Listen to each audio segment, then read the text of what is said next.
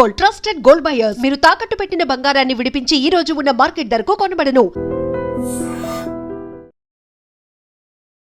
నమస్తే, welcome to I dream. నేను Rachel.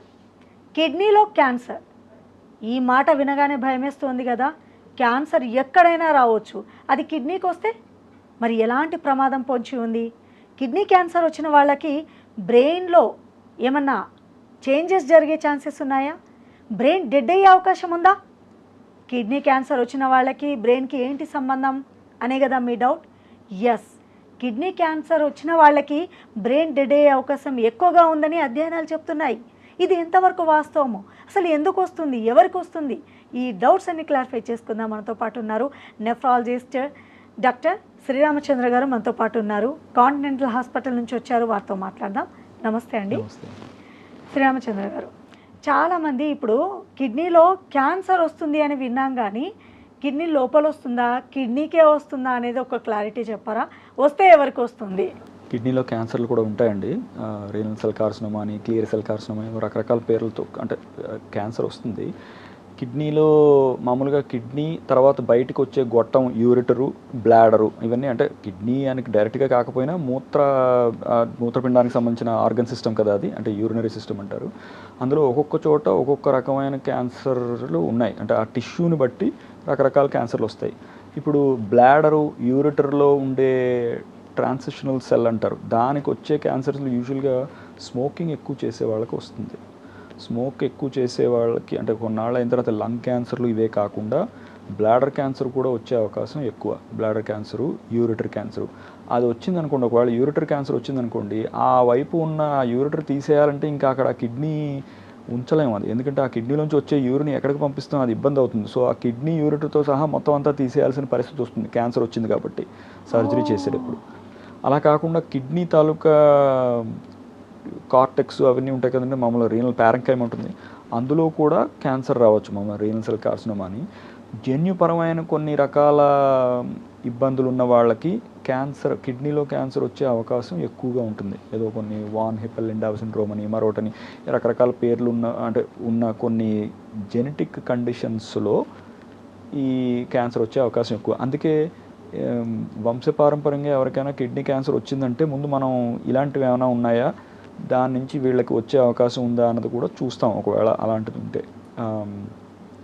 ప్రత్యేకంగా ఇప్పుడు ఇందాక మనం ట్రాన్స్ప్లాంట్ గురించి మాట్లాడుకున్నాం కదా, అలాంటప్పుడు ఇలాంటివి అనుమానాలు ఉంటే దాన్ని కొంచెం క్లియర్ చేసుకుని మన భవిష్యత్తులో మనకి ఇబ్బంది లేకుండా, అంటే డొనేట్ చేసే వాళ్ళకి సంబంధించి డోనర్ తాలూకా తల్లిదండ్రులకి ఎవరికైనా ఇబ్బంది ఉంటే వీళ్ళకి ఒక కిడ్నీ తీసేసాక రెండో దానికి క్యాన్సర్ వస్తే ఇబ్బంది కదా అది. సో అందుకని కొంచెం అలాంటివన్నీ జాగ్రత్తగా చూసుకుంటాం మనం.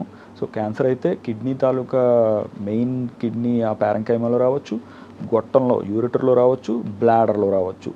అంటే క్యాన్సర్ అనేది ఎక్కడైనా రావచ్చు. ఇప్పుడు మీరు అన్నట్టు కిడ్నీలో క్యాన్సర్ వస్తే బ్లాడర్, గొట్టం రకరకాల చెప్తున్నారు కదా, ఎక్కడొచ్చినా కూడా బ్రెయిన్ డ్యామేజ్ అయ్యే ఛాన్సెస్ ఉంది అని విన్నాము, వాస్తవమేనా? అంటే మామూలుగా క్యాన్సర్ ఏదైనా కానీ మెటాస్టసైజ్ అవుతుందండి. అంటే ఇప్పుడు క్యాన్సర్ అనేది అక్కడే కూర్చోదు కదా, దాని లక్షణమే ఒక చోటు నుంచి ఇంకో చోటికి పాకడం. ఇప్పుడు కొంచెం అడ్వాన్స్డ్ స్టేజెస్ వచ్చేసాక క్యాన్సర్, ఇప్పుడు రీనల్ క్యాన్సర్లో విని బ్రెయిన్కి పాకాయి అనుకోండి, బ్రెయిన్కి పాకితే అప్పుడు కన్ఫ్యూజ్ అయ్యే అవకాశం ఉంది. అంటే తలనొప్పి వస్తుంది, వాంతులు అవుతాయి, అలా కొంచెం ప్రెషర్ పెరిగి కొద్దీ. సో తర్వాత అక్కడ రేడియోథెరపీ ఇవ్వాల్సి వస్తుంది, కీమోథెరపీ చేయాల్సిన పరిస్థితులు, ఇలా అంటే పరిస్థితి. సో అది బ్రెయిన్కి పాకే అవకాశం అనేది ఇంచుమించుగా చాలా క్యాన్సర్లకు ఉంటుంది. కొన్ని క్యాన్సర్లకి ఎక్కువ అవకాశం ఉంటుంది, కొన్నిటికి తక్కువ ఉంటుంది. కానీ అంటే సో కిడ్నీ క్యాన్సర్ కూడా ఒక్కొక్కసారి స్ప్రెడ్ అయితే ఊపిరితిత్తుల్లోకి ఎక్కువ వెళ్తుంది. కిడ్నీ క్యాన్సర్ మామూలుగా బ్రెయిన్లోకి కూడా వెళ్ళొచ్చు, అలా వెళ్ళకూడదని రూల్ లేదు. అలా వెళ్తే ఇబ్బంది రావచ్చు. ఇలా క్యాన్సర్తో సంబంధం లేకుండా మామూలుగా కిడ్నీ డిసీజ్ అనుకున్నాం కదా, క్రానిక్ కిడ్నీ డిసీజ్ CKD అంటుంటాం మామూలుగా.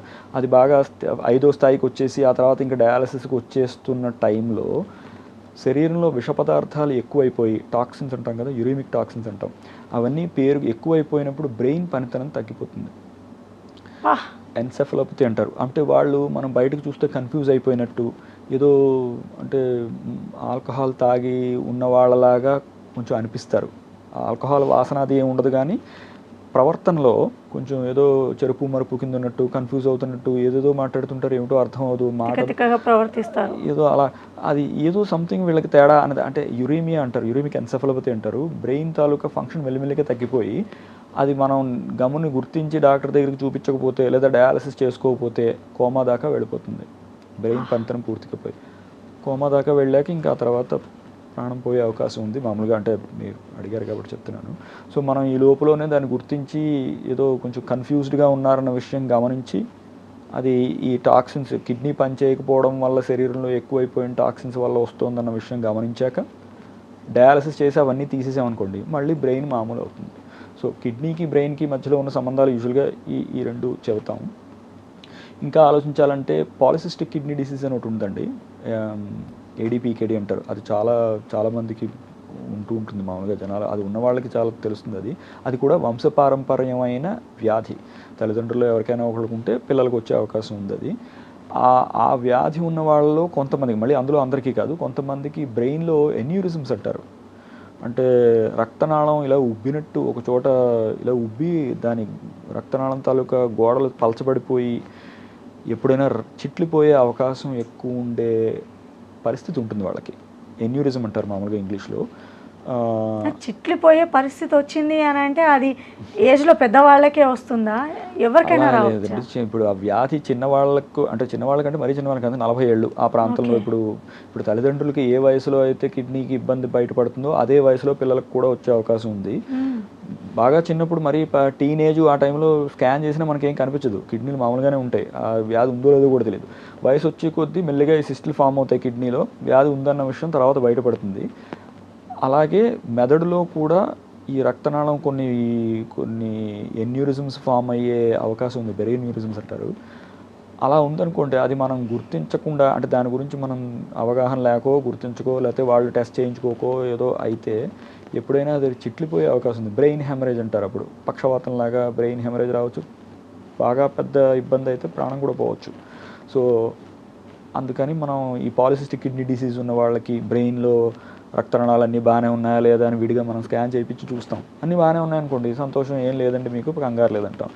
ఏదైనా ఉంటే అది చిట్లిపోక ముందే దాన్ని ఏం చేసి దాన్ని స్టెబిలైజ్ చేయాలో, క్లిప్ పెట్టాలా లేకపోతే స్టాండ్ పెట్టాలా, ఏదో దానికి మళ్ళీ ఏదో చేసే ఉంటాయి భవిష్యత్తులో ఇబ్బంది రాకుండా. ఎందుకంటే ప్రాణాంతకమైన వ్యాధిగా కూడా మారచ్చు కదా. కిడ్నీ బాగానే ఉంది కానీ బ్రెయిన్లో ఇబ్బంది ఎలా డాక్టర్ గారు, ఇప్పుడు కిడ్నీ బాగానే ఉంది, క్యాన్సర్ ఉందో లేదో డయాగ్నోస్ చేయాలంటే ఎలాంటి టెస్టులు చేస్తారు మీరు? ఎవరైనా చేయించుకోవచ్చా? అంటే మామూలుగా క్యాన్సర్ గురించి అందరికీ, కిడ్నీ క్యాన్సర్ గురించి మామూలు మిగతా స్క్రీనింగ్ చేసినట్టుగా చేయాల్సినంత అవసరం లేదండి, దాని ఫ్రీక్వెన్సీ తక్కువ. యూరిన్లో రక్తం వచ్చిందనుకోండి ప్రథమంగా, చాలామంది కొంతమంది అలా వచ్చిన దాంట్లో కూడా నిర్లక్ష్యం చేసిన వాళ్ళని చూశాను నేను.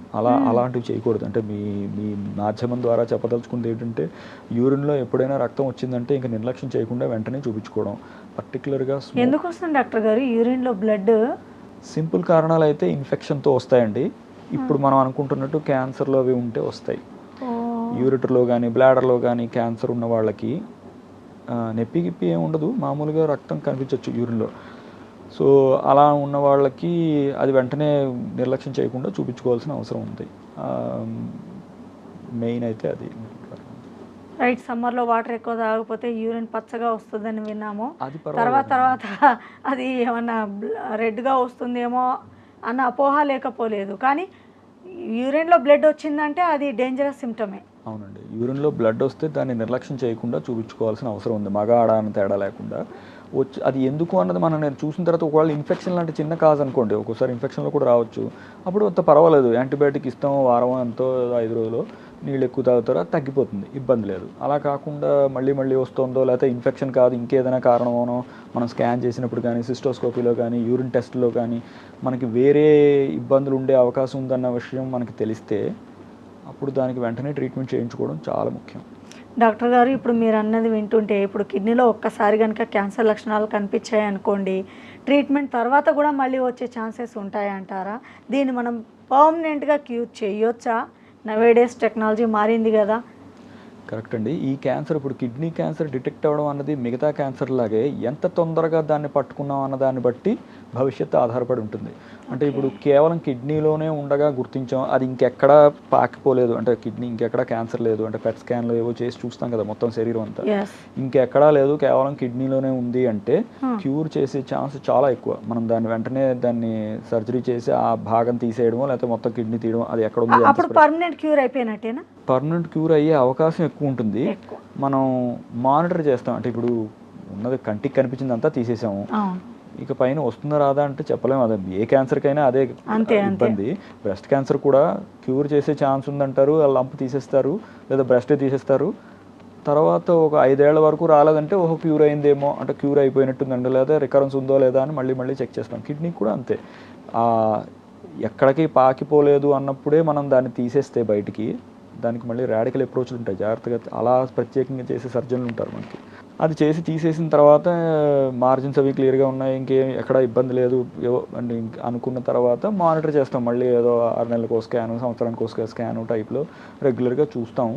ఒక 5 ఏళ్ళు అలా దాటిన తర్వాత ఏ ఇబ్బంది లేదంటే క్యూర్ అయిందన్నమాట అన్న విషయం మనకు అప్పుడు తెలుస్తుంది. రైట్. సో కిడ్నీలో క్యాన్సర్ అనేది ఎవరికి వస్తుంది, ఏజ్ గ్రూప్ వారికి వస్తుంది అనేది చెప్పారు. కానీ ఇప్పుడు ఒకసారి వచ్చింది, ఆ తర్వాత మీరు అన్నట్లుగా ట్రీట్మెంట్ అనేది కంటిన్యూస్ ఇక లైఫ్ లాంగ్ ఉండాలా, లేదంటే 5 years మీరు అన్నట్టు రాలేదనుకోండి ఇక క్యూర్ అయిందని మెడిసిన్స్ వాడడం మానేయవచ్చు అంటారా? ఇప్పుడు అది ఏ స్టేజ్లో మనం దాన్ని పట్టుకున్నాం, మనం ఇచ్చిన ట్రీట్మెంటు దాన్ని బాగా చేయగలిగామా లేదా అన్నది. అంటే ఇప్పుడు ఇందాక అన్నట్టు కేవలం కిడ్నీలోనే ఉంది ఇంకా ఎక్కడికి పాకిపోలేదు అనుకుంటే దాన్ని కిడ్నీని తీసేస్తారు బయటికి, తర్వాత స్కాన్ చేసినప్పుడు ఎక్కడా లేదనుకోండి వాళ్ళకి క్యూర్ అయిపోయే అవకాశం చాలా ఎక్కువ, క్యూర్లోనే ఉండొచ్చు. అంటే రికరెన్స్ వస్తే తప్ప క్యూర్ అయినట్టే కదా, వాళ్ళకి మెడిసిన్స్ ఏమి ఉండవు, ఇంకా వాళ్ళకి ఊరికే మానిటరింగ్ ఉంటుంది. అంటే ఒకటే కిడ్నీ ఉంది కాబట్టి ఆ రెండో కిడ్నీని జాగ్రత్తగా చూసుకోవడం అనే ఆ అంశం ఉంటుంది. అది పక్కన పెడితే క్యాన్సర్ మళ్ళీ వచ్చిందా లేదా అన్నది జాగ్రత్తగా స్కాన్. ఇప్పుడు ఒక కిడ్నీకి క్యాన్సర్ వస్తే ఇంకో కిడ్నీకి వచ్చే ఛాన్స్ లేకపోలేదు కదా. జన్యుపరంగా వచ్చే క్యాన్సర్లు ఇందాక మనం అనుకున్నట్టు అయితే అటు కూడా వచ్చే అవకాశం ఉంది. ఇలా సిస్ట్ లాగా మొదలయ్యి తర్వాత అందులో సాలిడ్ కంపోనెంట్ వచ్చి క్యాన్సర్ వచ్చే అవకాశం ఉంది. మనం దాన్ని మానిటర్ చేస్తాం. మనం ఆబ్వియస్లీ చూసేటప్పుడు దాన్ని కూడా చూస్తాం, ఆ అవకాశం ఉందా లేదా అని గ్రహిస్తాం. లేకపోతే అంత రిస్క్ లేదు. సో ఈ క్యాన్సర్ ఒకటి తీసేసినప్పుడు జాగ్రత్తగా మానిటర్ చేస్తాం మనం వాళ్ళని, మళ్ళీ వస్తుందా యువతల కిడ్నీలో మీరు అన్నట్టు మళ్ళీ వస్తుందా, ఇంకా శరీరంలో వేరే భాగంలో ఎక్కడైనా మొదలైందా ఇదే క్యాన్సర్ పాకిపోయి, ఇలాంటివన్నీ మనం గమనిస్తాం, చూస్తాం, దానికి ఏమి ఇబ్బంది లేదు. రైట్. ఇప్పుడు ట్రీట్మెంట్ ఏం అందుబాటులో వచ్చింది డాక్టర్ గారు? ట్రీట్మెంట్ అంటే ఇప్పుడు ఒకవేళ స్ప్రెడ్ అయిపోయింది అనుకోండి, మనం గుర్తించేపాటికే ఇంకెక్కడో బోన్స్లోకో లంగ్స్లోకో మనం ఇందాక అనుకుంటూ ఎక్కడికో వెళ్ళిపోయింది అనుకోండి, అప్పుడు సర్జరీ చేసి ఇది తీసేయడంలో పెద్దంత ఉపయోగం లేదు. ఎందుకంటే క్యాన్సర్ ఇంకో చోట ఆల్రెడీ ఉంది. అంటే తీసేయాల్సి వస్తే ఒక్కోసారి లోకల్ కాంప్లికేషన్స్ కోసం తీస్తారు, ఒక్కోసారి నెఫ్రెక్టమీ చేయొచ్చు. కానీ పూర్తిగా అక్కడే ఉన్నప్పుడు తీయడం వాళ్ళకి దానికి ఉన్నంత ఇంపార్టెన్స్ ఇప్పుడు ఇంకా పోయింది. ఎందుకంటే వేరే చోటుకి వెళ్ళిపోయింది, ఎక్కడ పడితే అక్కడ సర్జరీలు చేయలేం కదా. అది ఇంకా అప్పుడు కీమోథెరపీ అండ్ రేడియోథెరపీ ఈ రెండింటిని వాటి పాళ్ళలో సమన్వయం చేసుకుని దేనికి ఏది రైట్ అన్నది మళ్ళీ ఆంకాలజిస్టులు వాళ్ళతో మాట్లాడి ట్రీట్మెంట్ ఇస్తాం. కీమోథెరపీలు, బయాలజికల్ థెరపీలు ఇలాంటివన్నీ రకరకాల మందులు వచ్చాయండి. ఇదివరకులా కాదు, చాలా మందులు వచ్చాయి. రెస్పాన్స్ రేటు కొంచెం బాగుంటుంది, అంటే మనం బాగా కంట్రోల్ చేయగలిగిన పరిస్థితి ఉంది. అలా అని క్యాన్సర్ అన్నాక ఒక స్థాయి దాటి వెళ్ళిపోయాక ఇంకా మనం చేసినా బ్రెయిన్లోకి వెళ్ళిపోయి అలా కొన్నిసార్లు పేషెంట్లను కోల్పోతూ ఉంటాం. అది కూడా జరుగుతుంది. క్యాన్సర్ అంటేనే అది అందుకే తొందరగా గుర్తించడంలో ఇంపార్టెన్స్. తొందరగా గుర్తిస్తే క్యూర్ చేయగలుగుతాం, అలా కాకుండా కొంచెం లేట్ అయిపోతే కష్టం అవుతుంది. చాలా బాగా చెప్పారు డాక్టర్ గారు. నిజంగా కిడ్నీలో క్యాన్సర్ అనేది చాలా ప్రమాదకరము, అది బ్రెయిన్ని కూడా డ్యామేజ్ చేసే ఛాన్సెస్ ఉన్నాయి అంటున్నారు. అయితే ఏంటంటే ముందుగా డయాగ్నోస్ చేసుకోవాలి, దానివల్ల ఈ ప్రమాదం బారిన పడ్డా కూడా నివారించే అత్యాధునిక చికిత్సా విధానాలు అందుబాటులోకి వచ్చాయని తెలియపరిచారు. Thank you so much. And for more videos, please subscribe to iDream channel. Subscribe to iDream Media. Please subscribe to iDream. Please subscribe to iDream. Please subscribe iDream. And please subscribe to iDream. For more videos, subscribe to iDream. please like, share and subscribe to the channel. Congratulations, iDream. Subscribe to iDream. Subscribe to iDream. So subscribe to iDream Media. iDream team andarki huge congratulations. Please subscribe iDream Media. Please subscribe to iDream. Subscribe iDream. Please subscribe to iDream. iDream అంటే నా కళల ఛానల్ను subscribe చేసుకున్న నోరు తిరుగుతలేదు, మీరైతే గంట గుర్తు కొట్టండి. For more such videos, please subscribe to iDream. Subscribe to iDream. Please subscribe to iDream. Please subscribe iDream Media. Please do subscribe to iDream. Please subscribe to iDream Media. For best entertainment and information, please subscribe iDream. And don't forget to subscribe to iDream.